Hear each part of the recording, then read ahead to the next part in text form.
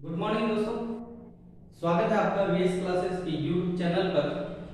जैसा कि हम बीएसटीसी का बैच पढ़ रहे हैं और उसमें हम जो पहला जो सब्जेक्ट लिया हमने वो लिया है रीजनिंग। रीजनिंग के जो पहला टॉपिक है वर्णमाला परीक्षण, यानी कि जो अंग्रेजी वर्णमाला परीक्षण है उसको हमने दो भागों में पढ़ लिया था।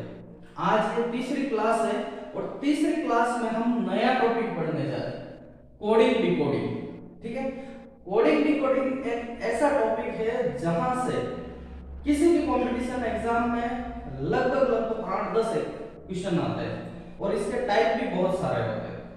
तो ये जो टॉपिक है ये पूर्ण रूप से अपने वर्णमाला से जुड़ा हुआ है, तो इसलिए मैंने पहले वर्णमाला पढ़ाया था और वर्णमाला के बाद अब जस्ट कोडिंग डिकोडिंग है। इसके जितने भी टाइप होंगे वो सारे मैं बिल्कुल बेसिक से पढ़ाऊंगा, आराम से पढ़ाऊंगा। मैं उन बच्चों के लिए क्लास ले रहा हूं जिनको बिल्कुल भी रीजनिंग समझ में नहीं आती। ठीक है, इसलिए बिल्कुल बेसिक से पढ़ाऊंगा। एक एक टाइप डेली पढ़ेंगे, जितने भी इसके टाइप होंगे, एक टाइप दो टाइप जितने भी हैं, जितनी भी क्लास में हो सकेंगे उतने हम करेंगे और इसके सारे के सारे टाइप पढ़ेंगे। तो आज शुरू करते हैं अपन कोडिंग डिकोडिंग। देखो, सबसे पहले कोडिंग डिकोडिंग है क्या चीज ये समझने।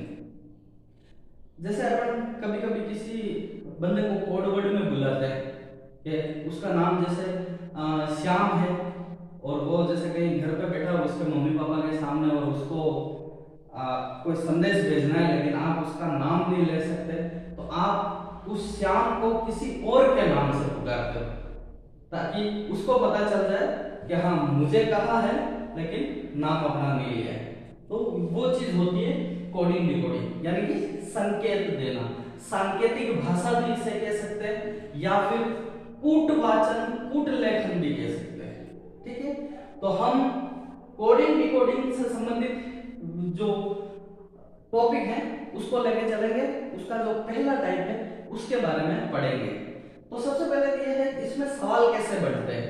मैंने ये एबीसीडी क्यों लिखी हुई है, ये इसलिए लिखी हुई है, ये पूरा डिटेल से समझाने के लिए, क्योंकि इसमें जो सवाल बनते हैं मैं एक बार लैंग्वेज लिख लेता हूँ, उसके बाद हम इसको बढ़िया डिटेल से मैं उस सवाल को पूरी बढ़िया से बताऊंगा। ठीक है, तो इधर देखें, इसमें जो लिखा जाता है यानी जो सवाल आता है कुछ इस तरीके से होता है। यदि किसी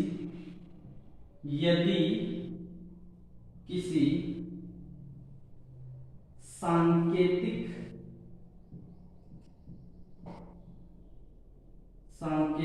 भाषा में, यानी कोड वर्ड में, कोडिंग में, यदि किसी सांकेतिक भाषा में अनिल को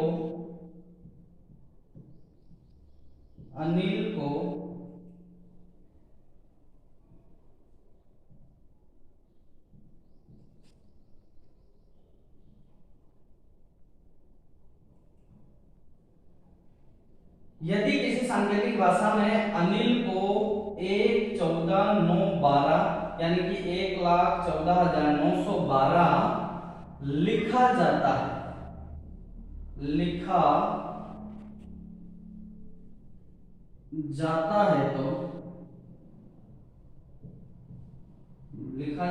है, तो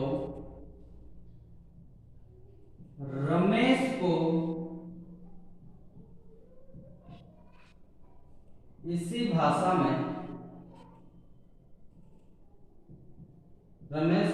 भाषा में क्या लिखेंगे।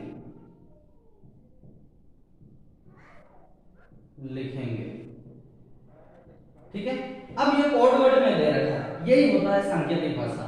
ये फर्स्ट टाइप है, इसमें बहुत सारे टाइप हैं, अलग अलग टाइप है, मैं सारे बताऊंगा, लेकिन समझो यदि किसी सांकेतिक भाषा में, यानी उसका नाम तो कुछ और अलग है लेकिन उसको अलग तरीके से लिखा गया है। जैसे अनिल जो है, अनिल को इस तरीके से लिखा गया है। ठीक है, तो वो पूछ रहा है यदि अनिल को इस तरीके से लिखा जाता है तो रमेश को इसी भाषा में कैसे लिखेंगे। ठीक है, तो इसके लिए आपको समझना होगा ये इस टाइप के जो सवाल आते हैं उसमें हमेशा से ये ध्यान रखना कि पहले वाले सवाल में जो चीज यूज की गई है, यानी इसके लिए जिस नियम का प्रयोग किया गया है, ठीक है, अनिल के अंदर जो नियम लग रहा है वो का वो नियम रमेश में लगेगा। इस चीज का हमेशा ध्यान रखना, क्योंकि इसमें बहुत सारे टाइप आते हैं, अलग अलग नियम लगते हैं। तो इसमें जो नियम लगा है वो मैं आपको बता दूं क्या नियम लगा है। लिखा क्या है? अनिल। क्या लिखा है? अनिल। और इसको लिखा कैसे है? 1, 14, 9 और 12, ठीक है। 1, 14, 9 और 12 लिखा है इसको अनिल को, और पूछा किसको है कि रमेश को क्या लिखेंगे। रमेश को आप क्या लिखोगे? तो अब इसको आपको समझना है, मैंने इसलिए ये एबीसीडी लिखी। अब होता क्या है कि जैसे मैंने लिख दिया ए से जेड तक एबीसीडी लिखी, और उसके जो क्रमांक है, क्रम जो है 1, 2, 3, 4, यानी ई कितने नंबर पे आएगा, ओ कितने नंबर पे आएगा, वो सारी चीजें मैंने यहाँ लिख दी। तो इससे क्या तुम्हें तुरंत पता चल जाएगा। देखो अनिल को इन्होंने 1, 14, 9, 12 लिखा है, तो यहाँ पता पड़ जाएगा। ए जो है, ये जो ए है ना, इसको इन्होंने क्या लिखा है? 1 लिखा है। इसके क्रम संख्या लिखी है, ठीक है। एन कितने पे है? एन 14 पे है, तो इसके नीचे 14 लिखा है। लिखा कि नहीं लिखा? ए को क्या लिखा है? 1, एन को क्या लिखा है? 14, आई को, तो आई कितने नंबर पे देखो, आई 9 नंबर पे, ठीक है, तो इन्होंने 9 लिखा है। एल देखना है, एल कितने नंबर पे? एल 12 पे। इसका मतलब ये हो गया कि इस वाले सवाल में जिस नियम का प्रयोग किया गया है वो नियम ये है कि ये जो ऊपर जो अक्षर लिखे हुए हैं इनकी क्रम संख्या लिख रखी है, ठीक है, उनकी क्रम संख्या लिख रखी है। तो मैंने क्या कहा कि यदि जैसे पहले वाले में जो नियम लगाया गया है वो का वो नियम दूसरे में लगेगा। बस अगर ये चीज आपको समझ में आ गई तो आप कोडिंग डिकोडिंग का एक भी सवाल गलत नहीं करेंगे।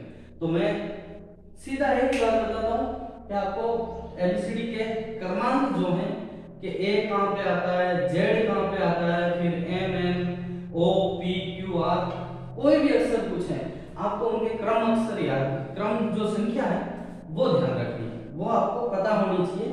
क्योंकि अगर वो चीज आपको पता है तो आपको तुरंत नियम पता चल जाएगा इसमें कौन सा नियम लग रहा है, ठीक है। अब यहाँ पे नियम ये लग रहा है कि अनिल जो लिखा है इसमें क्रम जो है, उनकी क्रम संख्या जो है उसका प्रयोग किया गया है।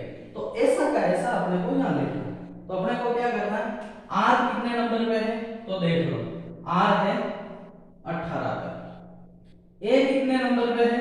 ए है 1 नंबर पे। एम कितने नंबर पे है तो एम होता है 13 पे। ई कितने नंबर पे है? ई है 5 पे। एस कितने नंबर पे है तो एस है 19 पे।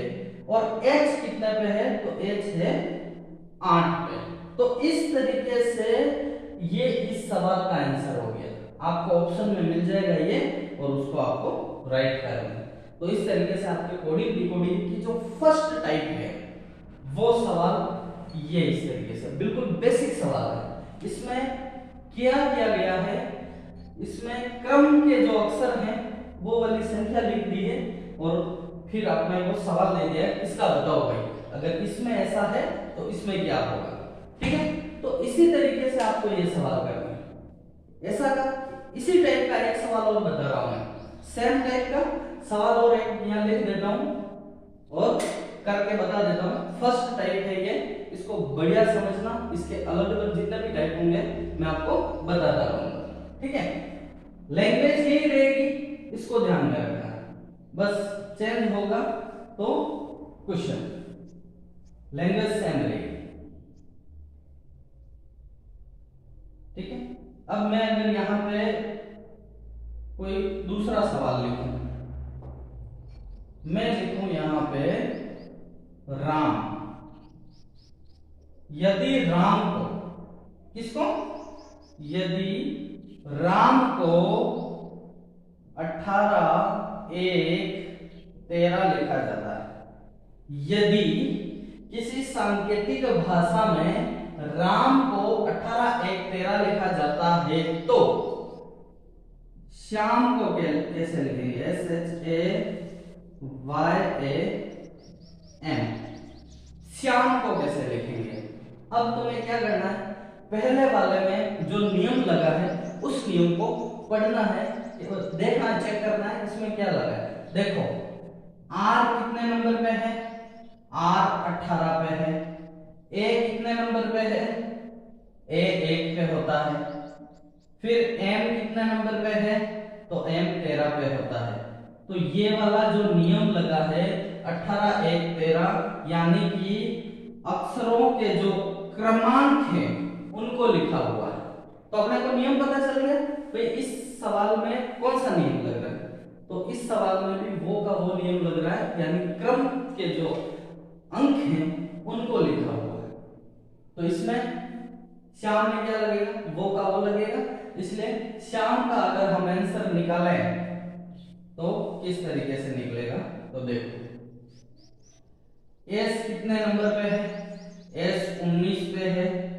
H जो है ये 8 पे होता है। A जो है 1 पे होता है। Y जो है 25 पे होता है।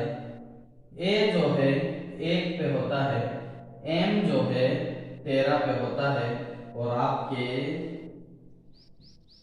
जो अब शब्द होंगे उसमें आपके जो ऑप्शन होंगे A B C D जो ऑप्शन होंगे उसमें कहीं ना कहीं ये 19 8 1 25 1 13 इस तरीके से लिखा होगा। ये ही आपका आंसर है। ठीक है, तो इस तरीके से कोडिंग डिकोडिंग के जो सवाल हैं इस तरीके से हल होते हैं। और मैं आपको एक चीज बता दूं, कोडिंग डिकोडिंग बहुत बड़ा टॉपिक है। मैं बिल्कुल आराम से पढ़ूंगा, अच्छे से पढ़ूंगा। डेली आपको अपनी मर्जी से सवाल बनाने, किताब में से कुछ नहीं। ये सारी चीजें मैं अपनी मर्जी से बना रहा हूं। अगर अपनी टेक्निक होगी तो आपको जल्दी से समझ में आ जाएगा। अब जैसे मैंने यहाँ पे कुछ भी लिखा है, जैसे मैंने यहाँ पे राम लिखा है, ठीक है, कि राम को ये लिखते हैं, श्याम को कैसे लिखेंगे। तो आप भी अपने किसी दोस्त के किसी का भी नाम लिख दो और उसके किसी और दूसरे दोस्त का नाम लिखो कि इसको कैसे लिखूंगा, मैं इसको कैसे लिखूंगा। इस तरीके से ये आपके सवाल होते हैं। तो आज के लिए इतना ही, मिलते हैं नेक्स्ट क्लास में। आपका बहुत बहुत धन्यवाद।